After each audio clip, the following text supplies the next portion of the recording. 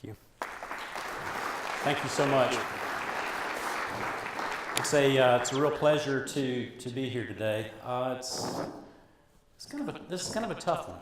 I heard some great speakers this morning, and I got to hear a lot about the real positive things that they're doing in their lives and their goals for the future.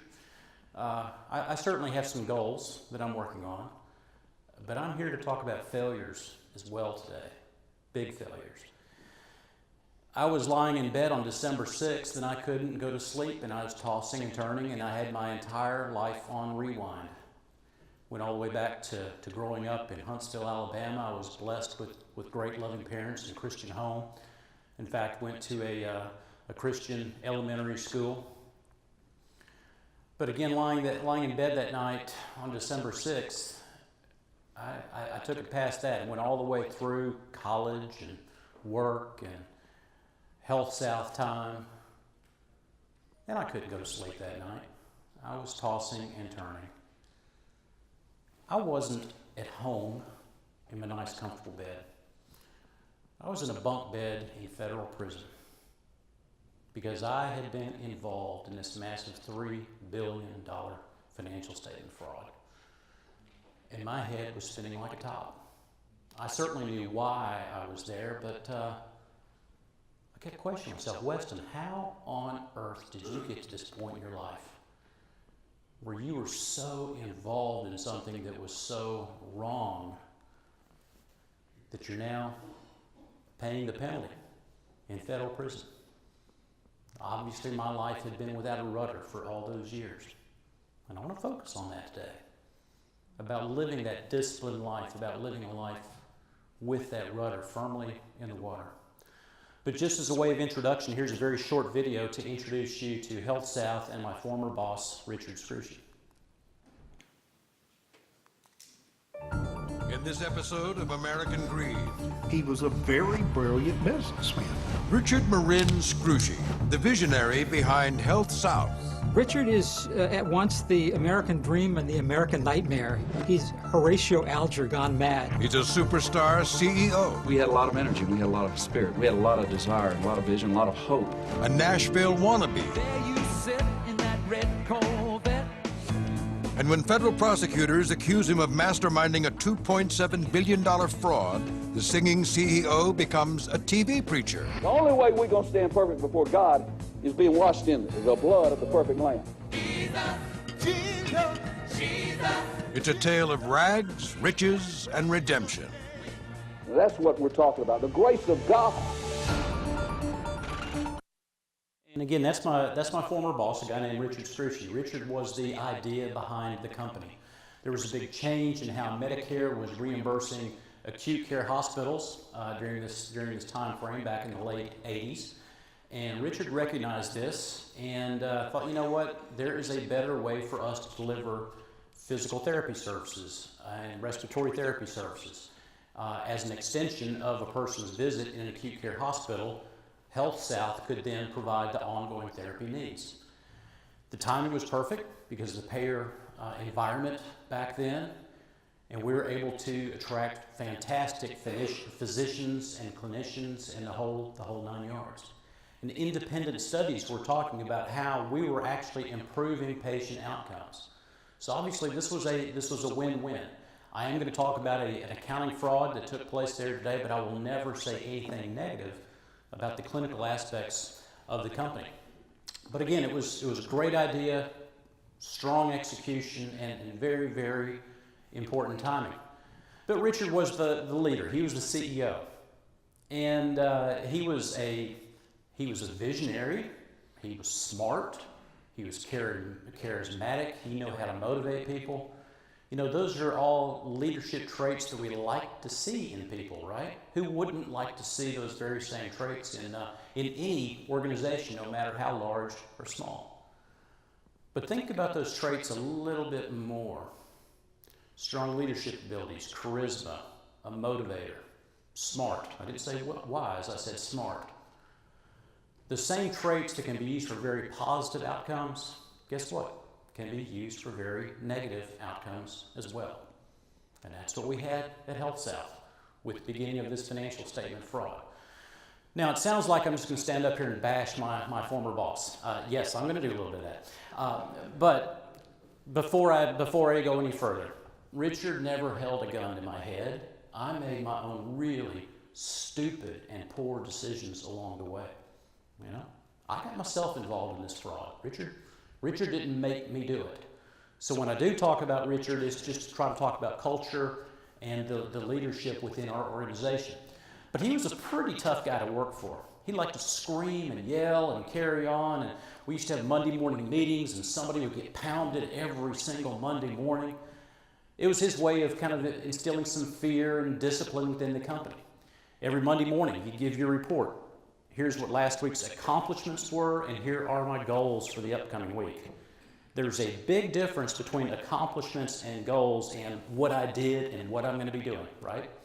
And Richard was very quick to point out our shortcomings.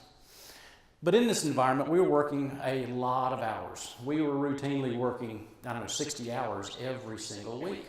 New company. It had just gone public. I wasn't one of the founders of the company. I started in a nice middle management position, and at the time was part of this team, making things happen. Richard recognized this and thought, well, it'd be good for team building and camaraderie for us to do something outside of the corporate office. He knew of a softball league south of town. You remember down in Vestavia, Wald Park, that area. We signed up for a softball league, and we showed up in our beautiful uniforms. We had Health South splattered across our jerseys, and the white stocking pants and the socks that came up. We looked really, really good. I mean, we looked like the Cubs. But we played more like, pick your worst team, okay? We were terrible. Richard got tired of the losses pretty quickly. To him, Health South was losing, okay? He knew a couple of guys who were former All-American football players at the University of Alabama. They didn't even work for Health South. And he said, if you guys will come out and play softball, I'll pay you $100 every time you hit a home run. Sounds good. Believe me, Alabama football players are used to getting paid to play, okay? So, there goes my reviews from the people who are Alabama fans, okay? These guys made a couple $1,000. Anybody see a red flag with that situation? What red flag do you see? Cheating. What else? Maybe you want to winning at any cost, right? We talk all the time about business ethics, right? Guess what? I don't believe in business ethics. Like, obviously you don't. You went to prison. We've got that, okay? But hear me out. At this point in my life, you better believe I believe in ethics, and also believe in what's most important in our lives in developing those ethics is through the Holy Bible. Business ethics in many ways is an asterisk. How somebody acts at home is how they're going to act at work, and probably vice versa. We need to focus on ethics in everything that we do, and business ethics will take care of themselves. It's that simple. The company, it was growing, and Richard started to throw some money around, and he bought a yacht. We kept it down in Gulf Shores, Alabama. Has anybody been to Gulf Shores, Destin, that area? Quite a few of you. He kept his yacht down in Orange Beach, at a marina, which he later bought the entire marina. He invited a few of us to go deep sea fishing. And I thought, well, this is going to be a blast, because this guy is a bully around the office. I'm going to go down there, we're going to have a good time, catch some fish. Good time, right? Well, we got there, and I had a couple of bags in my hands, and I walked across a lawn and across the pier, and I stepped down on the deck of his boat. And he went crazy. He started screaming and yelling, "Weston, what are you doing? You are trashing my boat!" Well, and sure enough, I had picked up some grass on the bottom of my tennis shoes, and I tracked grass on the deck of his boat. He's having a major meltdown. He finally looked at me and he said, "Weston, have you never been on a yacht before?" I want to say, well, yeah, but never one this small. But, had I said that, I would not be standing here today. Why didn't I say it? But we finally went churning out from the marina. It was a nasty day, the wind's blowing and so forth, and we had to go further down the intercoastal waterway to a second pass to an area that he wasn't very familiar with to get out in the Gulf of Mexico. And before we even got to the second pass, guess what happened? He ran his little yacht up onto a sandbar and we got stuck. You can imagine the meltdown at this point. Finally got the yacht off the sandbar, gave it full throttle, and all you can hear is just bang, bang, bang, bang, bang, bang. He had bent the drive shaft on the bottom of the boat. There'd be no fishing today. It literally took 3 hours to get back down the intercoastal waterway back to the marina. But he used the time very, very wisely. He screamed and he yelled, and he said, "Why didn't you guys tell me there was a sandbar up ahead? Were you asleep?" Do we see any red flags in that situation? Absolutely we do. When a CEO can't take ownership in an organization, who is? Who is? It becomes a constant passing the buck type of situation. It doesn't have to be CEO. It can be a department head. It can be some manager somewhere. It really doesn't matter. People who don't take ownership are going to show certain lapses in other areas as well. But what about this company, Weston? You talked about it was new in the industry. You were able to grow. You were able to get great physicians. You certainly had funding, venture capital, and then you took the company public. All the capital was there. Why on earth did a financial statement fraud occur? Okay? Why? It doesn't make any sense at all. If for those of you who may have read about this case or seen different studies on it, this is described as a 5-year financial statement fraud. 5 years. Guess what? It's only 5 years in the press because of the statute of limitations that applied. This actually ran for close to 17 years. 17 years. And yes, we're subject to audits and all that kind of stuff, right? 17-year fraud. The fraud started the very first quarter after the company went public. The very first quarter. $3 billion fraud, cumulative, right? Guess how much the earnings overstatement was that very first quarter? $40,000. Is that the kind of fraud where a prosecutor or FBI could come in and raid the office? And no, they couldn't make a prosecution on that. But at that point, that was laying the foundation of the softball team. We're going to win at any cost. We're going to do whatever it takes to meet those Wall Street expectations. And we often think of fraud starting because people are greedy. Yeah, absolutely, there was greed as part of this fraud as it played out. But there was no greed in that first quarter and playing with the numbers. That was about maintaining credibility. At that point, Richard had just taken the company public. He'd gone to New York, made all these promises. Here's the growth plan. And his words at that point to Bill Owens, who was the controller at the time, was, "Bill, they will never listen to us again if we miss earnings this very first quarter. Come on, work with me. Work with me. It's just a one-time thing." That's where it started. And you can kind of see the rationalizations. Rationalizations is kind of a big word for lies. The lies that we're telling ourselves and the lies we're telling other people. Look at that last one, though. If you don't help, we'll find someone who will. Sounds kind of threatening, right? If you don't help cook the books here, you're fired. We'll find someone who will. And there was certainly that threatening tone there. But let's look at that a little bit closer. If you don't help, help. We want to be helpful in nature, right? We're born that way. If we work hard, we want to help, we want to make things happen. 9 times out of 10, a boss isn't going to come to somebody and say, "You know what, if you don't do this, you're going to get fired." They're going to come and say, "You know what, it's been a tough quarter. We got a lot of people counting on us, we have jobs and so forth. I mean, is there anything you can do to help us? If you can go ahead and accrue some additional revenue, reduce some expenses, or something. I mean, we need some help here. Can you help me out?" Kind of playing on that human emotion.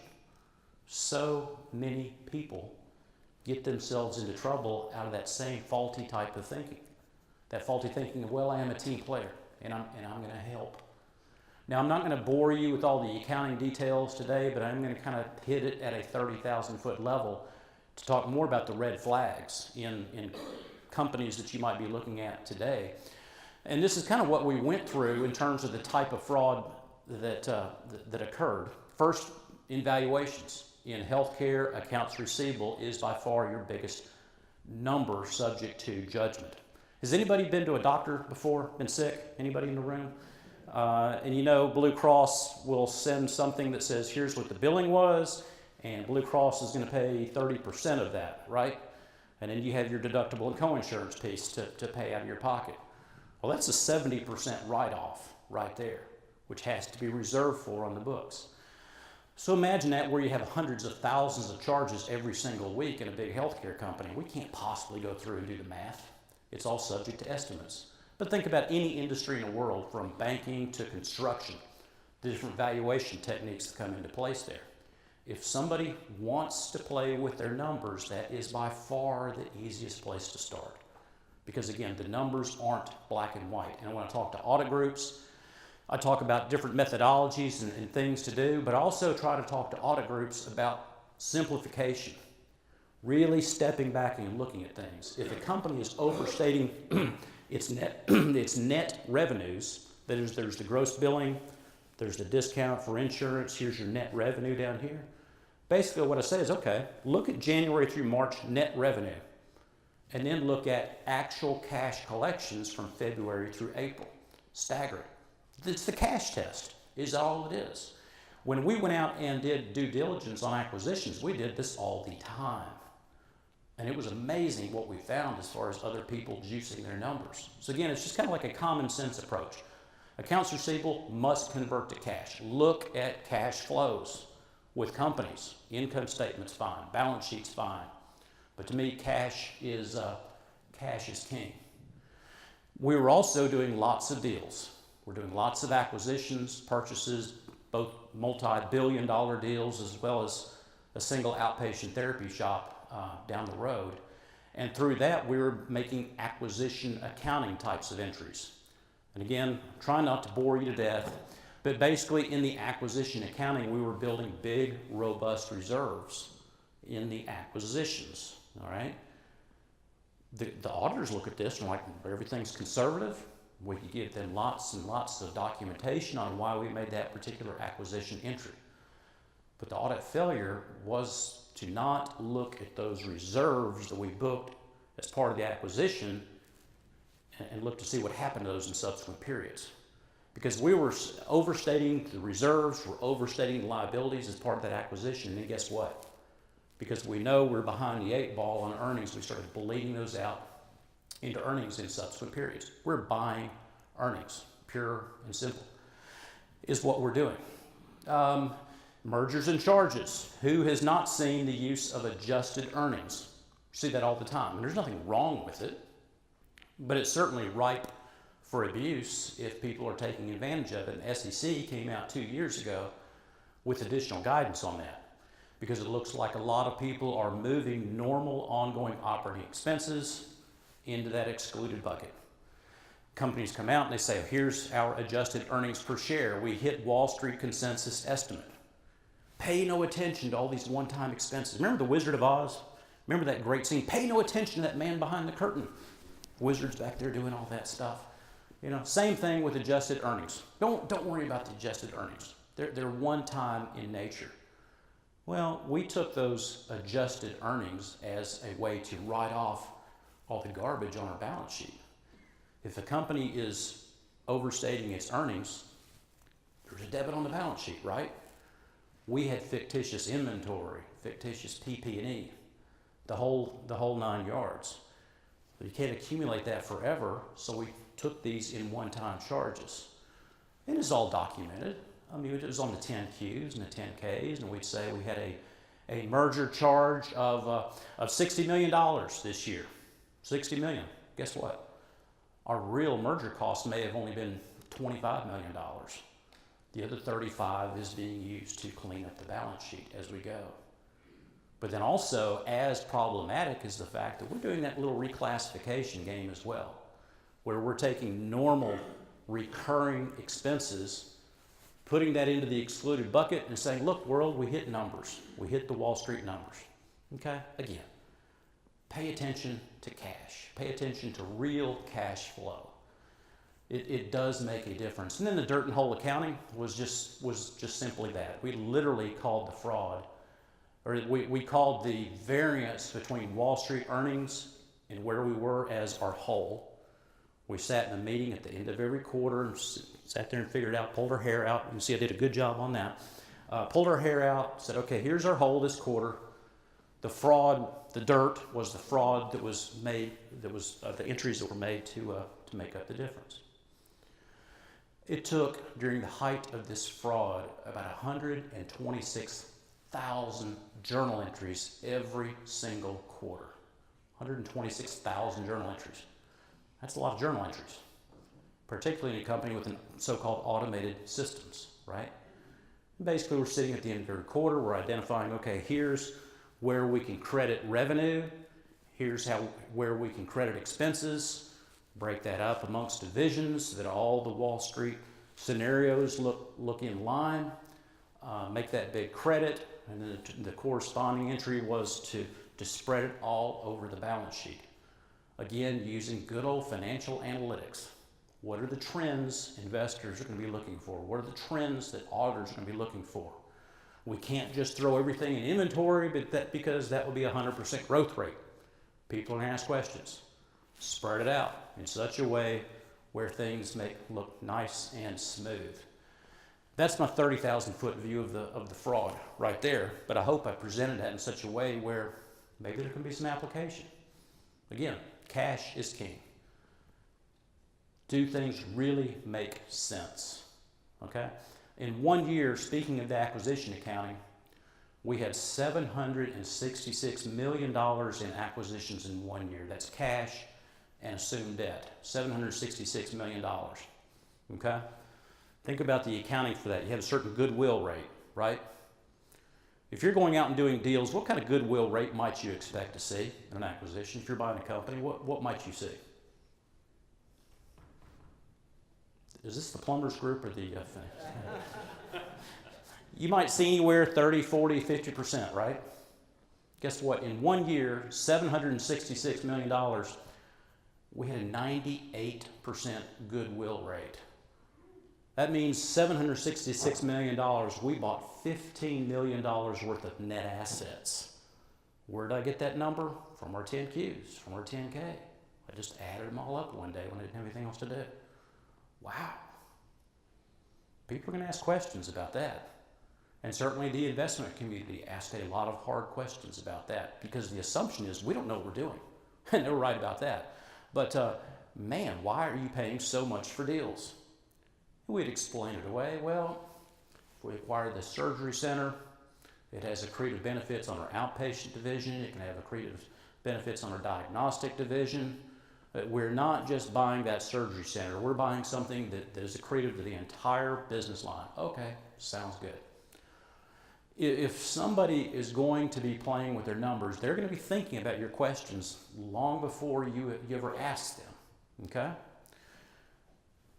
But this went on for years, absolute years. And again, we would sit at the end of every quarter around a table and figure out, okay, here's what we need to do this quarter to get through this one more time. And I actually have a video of us at work, and it really shows what we were thinking and maybe how smart we were in doing all this. According to the charts, that's the best plan of action. Yeah, Good. great. Don't worry about it. It's a small spill on a very large table. Sir, I think we're underestimating just how much coffee was spilled. Yeah, that's a lot of coffee. Well, we better hurry up because it's almost reached my laptop. Calm down, calm down. Boom. It's also going to destroy all the fish. Oh boy. Okay. Boom. Look at that. My God, it's encroaching on my map of Louisiana. Okay. Okay. Look. Oh no. Fish. Laptop. Okay. Map. Okay. I'm sorry. Look. Oh no. Fish. Laptop. Okay. Wait. I've got a brilliant idea. Oh. Okay. Jones, you gotta hurry up. I think the public is getting suspicious. All set. Damn. Didn't work.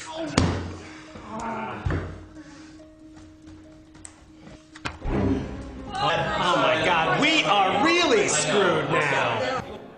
That's us. I told you that's how smart we were.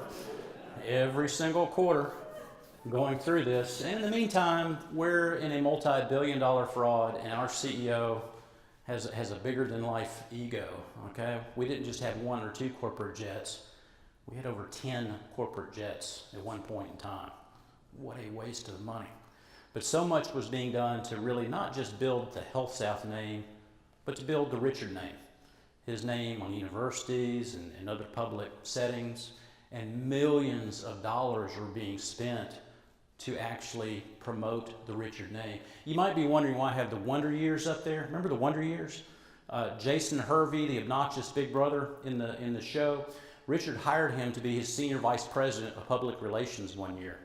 And this guy moved from Los Angeles to Birmingham.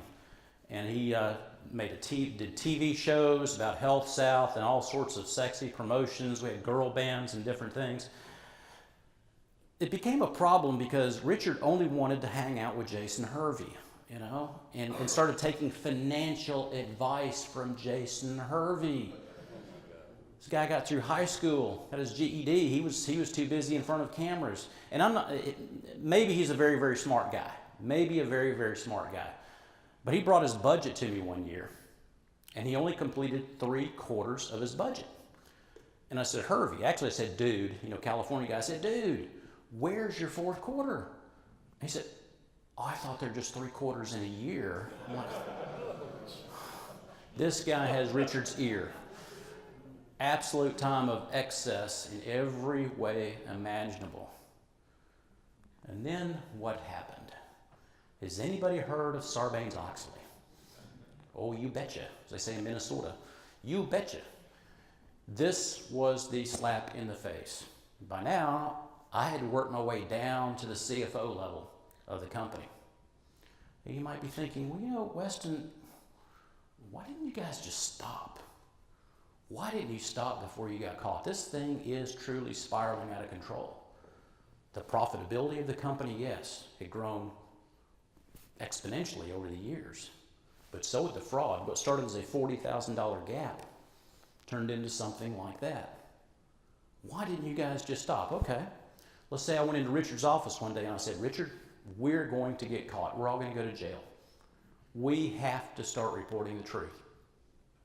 Just for fantasy, he said, yeah, okay, bring the number down. Next quarter, boom.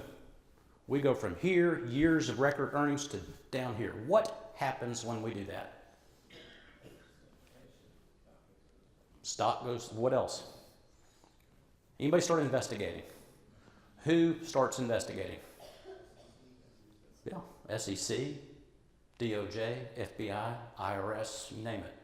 I used to be scared of any government agency with 3 letters, okay? At this point, if we stop the fraud will be revealed. It's that simple. We're desperately trying to figure out ways to turn operations around, to fix things. We're divesting different business lines. We're trying to fix the problem, but in the meantime, we can't stop, or it's going to blow up in our face. Sarbanes-Oxley came out, and I'm looking at an attestation letter saying our numbers are good, and I'm looking at 20 years in prison if I'm lying, right? That woke me up.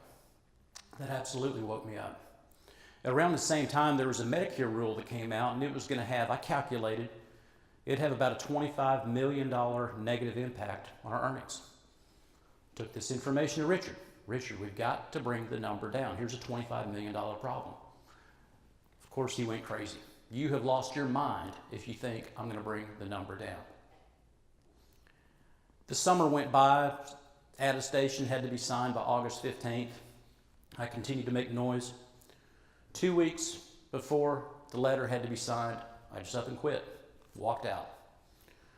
Bill Owens, who was the CFO just before me, he's now the COO. I called up Bill. We talked for a long time off campus. He convinced me to come back to the office the next day and talk to Richard one last time. I'll do that. I went into his office the next day, which is about the size of this room, I'd say, except he had a lot more chandeliers and gold. And it was like the prodigal son had returned home. He's ready to slaughter the fattened calf and take the ring off his finger. Oh, Weston, I'm so glad you're back home where you belong. We're all in this together. You can't run from your problems. Here, have a seat. We need to talk about your little problem here. And he's turning on the charm at that point. Think about it. He has to get me back to sign the letter Or this is a red flag the size of the state of Texas. CFO just abruptly quits 2 weeks before SOX was due to be signed. And he started the pep rally and the cheering and the nurturing and the whole 9 yards. And putting the guilt on pretty thick. But he's also saying, if you think about it, you really can't just leave. Then he starts naming names. Think about Angela. He starts naming names of everyone involved in a fraud. Think about Angela. She just had a baby. Who's going to raise her child when she goes to prison? Heck, Ken's wife Donna has MS. Ken's going to go to jail. They're going to lose her insurance. Who's going to take care of Donna? Are you? He's laying it on thick at this point. He also had a security force now that looked a lot like the Secret Service. This wasn't your normal run-of-the-mill security force. These guys, they all talked into their sleeves. They carried guns. We had Tahoes with AR-15 assault rifles in the back. Richard himself had a BMW 750 with bulletproof glass. Okay? He finally looked at me. He said, leaving a Fortune 500 company is like leaving the mafia. You don't just walk away. I wonder what that means. The only excuse acceptable to Wall Street for a CFO to suddenly quit would be, well, if he died. Nice talk, Richard. Thank you very much. And you're thinking, come on, Weston, you're just spinning a good tale here. 2 years before this, Richard's personal accountant, he discovered, had embezzled about $200,000 from him. Richard confronted the guy. The next day, the guy was found in a field with a shotgun in his mouth. There were questions then about who really pulled the trigger. Richard meant business. He had to get me back. He finally said, look, I've got a plan. By now, we had 5 divisions of the company. 4 of those divisions are the largest companies of their kind in the country. Our surgery center division was the only clean division of the company. If we could have cooked the books, we would have, but there were physician partners, and there's just no way to do it over there. He said, we're going to spin off that surgery center division, and we're going to take it public, and you're going to be my CFO, and I'm going to be the CEO, and we're going to make so much money when we do that. Again, appealing to the whole greed side of me. He said, but the remaining company will find some excuse, but we will drive the earnings down. We'll drive it down. This means no more lying to the auditors, no more lying to investors. Those days are behind. But I can't do any of this if you don't come back and sign SOX. So show of hands. Who thinks I stood tall that day and said, you're out of your mind, I'm out of here? No takers. Who thinks I caved that afternoon once again? Some of you did not raise your hand. I can see everyone else. Caved has it. Yeah, caved has it. And I came back and signed SOX. And 2 weeks later, we put out this big press release.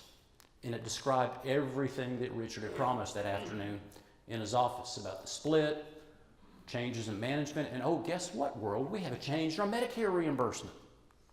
And it went on to say that there's been substantial confusion about this rule. Have any of you ever read a press release from people in Alabama that said, we don't quite know what we're doing down here, we're kind of confused? Anybody seen that? Sell the stock if you do. Why on earth would we put in a press release that we're confused? Because Richard had unloaded another $100 million worth of stock options over that summer, leading up to 2 weeks before all this bad news coming out. If this isn't insider trading, I don't know what is. So this was his defense, right there. And it went on to say that this Medicare rule would have a $175 million negative impact. It was a $25 million problem, and what are we doing? Using it to drive down the earnings so that truly the fraud could go away. That's what Birmingham looked like the very next day. You already gone by then, thank goodness. But it was ugly. And all kidding aside, innocent people in this room were very negatively affected by this, very negatively affected by all this. And all I can say at this point in my life is I apologize. I hope you will accept my sincere apologies for my role in this. This is just one more example of corporate malfeasance, fraud, whatever you want to call it, of having an effect on on innocent investors. Didn't bankrupt the company, but the stock took a very, very major hit. And people started asking a lot of hard questions about Richard's sale of the stock that year. And he finally decided to get ahead of the story a little bit. Mr. Scruscia, we received a number of emails from viewers asking about your own sales of the stock. Back in May, you sold somewhere in the neighborhood, from the numbers that I'm looking at, somewhere around 8 million shares. And the sales have continued through July, and I believe there was a sale on August 25th as well of some size. Can you explain to us why you've been selling the stock since May? I haven't. No, ma'am. Those numbers are not correct at all. I did exercise some options that were 10-year options that I'd held for 10 years, and I exercised them on the day before I lost them. And that's the only trade that I've had. Okay, so those trades were made in May? They obviously have bad information. So that you did not sell any stock at all in July? No, that's not right. Okay, because this here says 2.5 million shares, disposition, non-open market at $10.06 a share on July 31st. That's incorrect information? Yeah, I think I exercised options the day before I lost them. They were 10-year options, and that was some time ago. I don't remember the exact date, but I think that that's incorrect information. Okay, so you're saying that July sale information is incorrect. It looks like we have lost our feed with Mr. Scruscia, but we do thank him for being with us, and we hope that he'll join us again. He literally had his head of security at Channel 13 instruct the guys basically to pull the plug. He was caught in a lie. But of course the lawsuits continued, and more months went by, and Richard finally decided the only way to get the price of the stock back is to call off the split. Sir, specific to your own company, you recently took over the CEO job yet again. Do you feel you've regained the confidence of your investors who were somewhat upset with you over the summer when it appeared, and I know you've been cleared of having known anything, but it appeared that you'd made a big sale of stock previous to some bad news that came out about Medicare, and the company, of course, suffered? Well, David, every day I think we're making progress. We met with our major shareholders. We've given them our plan for this year and next year. I think there's a tremendous amount of confidence. We've seen some buy-in in our stock from new shareholders. I've been to the healthcare investor conferences. I've spoke with the shareholders. After the day after the announcement of me taking over, we moved, over 5 million shares. The stock moved up. I think that overall the investor conference is increasing every day. I think they understand that the management team that we have in place in this company, myself and Bill Owens as the CFO, are the two people that led this company when it flourished. We understand the company, and we know what has to happen in the future. So, yeah, I think that investor confidence is coming back every day, and I think we're going to see it in the stock. Mr. Scruscia, thank you very much for your time. Appreciate it. Thank you for having us. Richard Scruscia is chairman and CEO of Health South. But guess what else he said at the same time? He said, remember that Medicare rule that we were so confused about? Guess what? We were confused. It's not going to affect us at all. Meaning what? Time for the fraud to start up all over again. And I finally came to my senses. I'd contacted an attorney the previous summer, and he said, Weston, don't sign that certification. Called him back and I said, David, make whatever phone calls you need to make. He called the U.S. Attorney's Office, and a secret meeting was arranged in a hotel room. Made a serpentine route through the mall to make sure I wasn't being tailed. But I went into this secret meeting and spent 3 hours going through this with FBI and U.S. Attorney's Office people. 3 hours. And I started this talk off by saying I was in prison, right? I didn't have a plea deal. I didn't have immunity, none of that.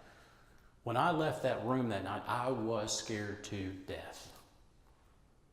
But guess what? I did have one emotion that was stronger than the one of fear. And it was one of thankfulness. Being able to say, thank God, the lying is over. I've been involved. I accept the consequences of this, but the lying is over. And this became very public. Took the government about a week to put their case together. FBI came in and raided the whole 9 yards. This became very, very public after that. And a number of people, over a dozen people from the company, came in and admitted their involvement in the fraud. And you're saying, was Richard one of those people?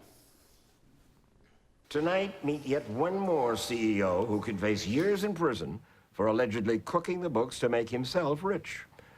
Richard Scrushy was CEO of Health South, the Fortune 500 healthcare company he created in his hometown of Birmingham, Alabama. And now the SEC and the Justice Department allege that Health South, at Scrushy's direction, falsely inflated its profits by almost $3 billion to push up the price of its stock. And then last March, when one of his chief financial officers blew the whistle exposing the fraud, the stock tanked to just pennies a share, leaving thousands of investors holding the bag. Scrushy admits profits were inflated, but insists he knew nothing about it. Whether he did or he didn't, no one expected fraud from Birmingham's biggest benefactor. You can drive on the Richard Scrushy Parkway to the Richard Scrushy campus at Jefferson State Community College. Elsewhere in Birmingham, there's the Richard Scrushy Building, the Richard Scrushy Library, the Richard Scrushy Ball Field. There used to be a Richard Scrushy statue, but after someone spray-painted the word thief on it and a radio DJ urged people to pull it down like Saddam's statue in Baghdad, workers removed it. Birmingham's top radio host Paul Feinbaum has known Scrushy for 15 years through his rise and fall. I'll make you this bet, that if Scrushy is indicted and if he goes to jail, it won't be long before his name's on the outside. He'll find a way to make it the Richard M. Scrushy jail. I don't think he'd live in a place that didn't have his name on it. I've seldom been in this position before. To talk to a man of great accomplishment who maybe, or maybe not, went wrong, but who sits here and says the SEC is wrong, the prosecutors are wrong, the chief financial officers are wrong. The world is against me. They're all wrong and I'm right. I'm an honorable man and they're just damn wrong. You know, why don't we take the testimony of people who are not felons, who are not admitted liars, and see what they have to say. Let's get their testimony. They won't say the same thing. You're not going to jail? No, I'm not going to jail. I'm an innocent man. I'm not going to jail. And that really was his defense in the criminal trial that finally took place. It took the government about 18 months for them to put their case together to finally put him on trial. In the meantime, Richard became a TV preacher and bought a television station in Birmingham, started preaching over the air. I'm not going to show this next video, but that's he and his third wife, Leslie, preaching on his show, daily show. But I'm just in disbelief over all of this. 6-month trial, he allegedly spent $20 million on his defense, and that was the verdict right there. I absolutely could not believe it. But at the end of the day, this story is really not about me or Richard or the other 18 people involved in a fraud. It's about people in this room. It's about other people who lost their jobs at Health South and other companies across the country. This affected people in 5 countries, okay? Don't ever let yourself become a victim. You're in a unique position. You're in a very unique position of getting to talk to lots of different people. And you know what? When you're talking about people's money, they open up to you, right? People might say things that they might not even say to their husband or wife. Be aware of it. I admire this group so much because you're able to share Christian principles with these people unashamedly. To be able to share Christian principles. Was I living with Christian principles when I was involved in this fraud? Oh my gosh, no way. And I knew better. I absolutely knew better. I served time, I went off to prison, I got back out, and suddenly it's a struggle to find a job of any kind. Kind of had 2 types of responses with companies I interviewed with. One was basically, you're too dirty, you have a felony record. And the others were almost like, you're too clean. We need team players here. We need people who are willing to go along. But I figured out different things to do and went to work for small businesses and friends of friends and slowly got back on my feet. And all the money and stuff, of course, there were civil penalties, criminal penalties and all that, absolutely cleaned out. Now I went through a divorce. I don't know if I mentioned this before. About the time I became controller, I went through a divorce, which was 100% my fault. 100%. 7 years ago, my wife and I were remarried. Remarried. Thank you. And the money and the stuff is long gone. Long gone. And I like to tell people this today. Our marriage is so much richer than it ever was back then.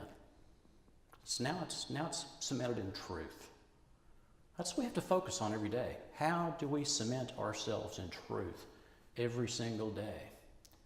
And I was all over the place with my spirituality and all that, really struggling with it. And when I look back at prison, I did the Bible studies and this kind of stuff. But when I look back, I'm like, you know what? What was my prayer life about then? Lord, get me through this. Get me through this. Yeah, help my kids, all that. But Lord, get me through this. Man, was that backwards or what? Nothing about how do I bring glory to you. And I'm still floundering around once I got back in Birmingham trying to find different things to do. And went to a local golf course, still like to play golf. The quality of golf courses today are nothing like I used to play, okay? But I met a guy. He just happened to be a former preacher from Louisiana. He had moved to Birmingham because of his wife's illness. And we just somehow struck up a friendship on the golf course. That day forward, boom. We were doing a lot of things together. He started really talking to me. And I told you, I was raised in a Christian home, in a Christian environment. But Robert one day laid out the sower of the seed to me. In a way, I knew the story. Of course I knew the story. But he explained it to me I never understood before. And it was the one about the seeds being thrown up into the weeds and being choked out by the weeds. And there I was. I knew who Christ was. But out of all the trappings and temptations of the world, choke that out. And that was my new line in the sand from that day. I'm going to dedicate myself to doing things right from here on out. And it was about a year after that, my wife and I, got remarried. That's the new life. That's the new life. Wanting to live for Christ, and things are back in order. My wife and I, 5 years ago, went off to the Alabama-Auburn game, the famous game where Auburn had the kick six play, ran back the attempted field goal by Alabama, and won the game. Night of tremendous celebration. I got home that night. I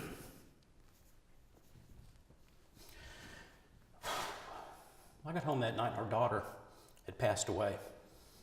A terrible accident at home. Our daughter. 23-year-old beautiful child. There she is. Did I feel distant from God at that point or what? What's going on here?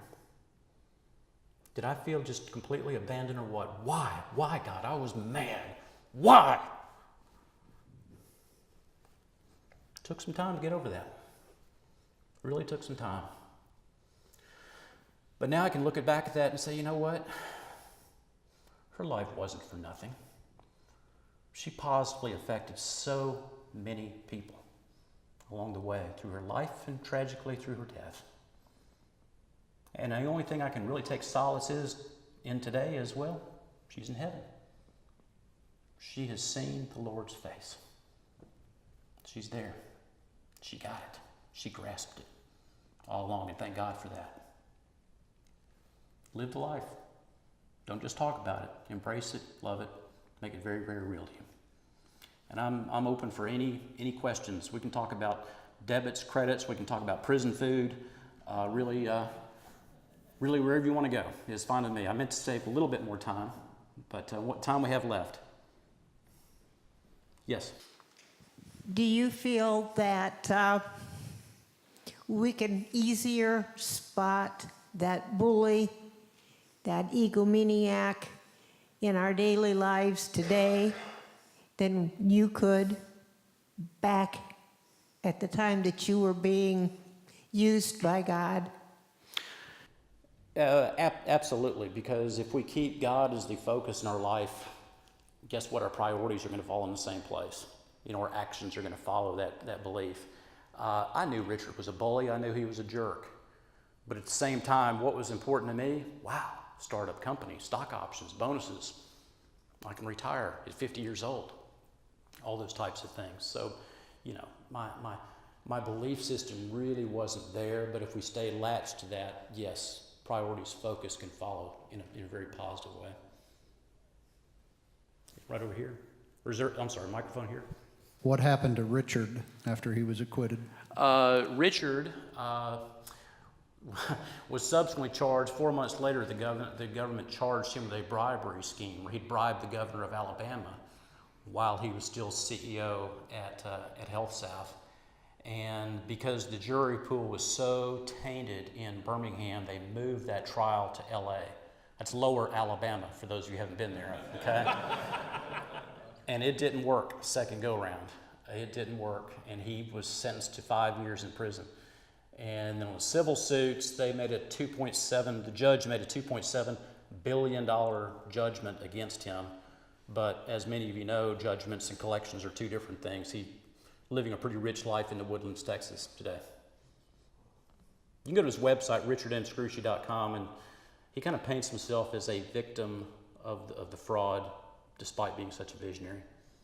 So how did he get out of it? Because this was on the heels of Enron, wasn't it? Yeah. Oh, yeah. Did he claim ignorance? I mean, is that really how he got out of it? He basically blamed ignorance. His defense was kind of like that 60 Minutes of the CFOs hid it from me and I had no idea. In the court, he said, I found out about this fraud when everyone else did, but I had all these rogue CFOs that hid it from me and kind of did it on their own. And it worked. Thanks, Weston. All right, thank you. Thank you so much. Thanks.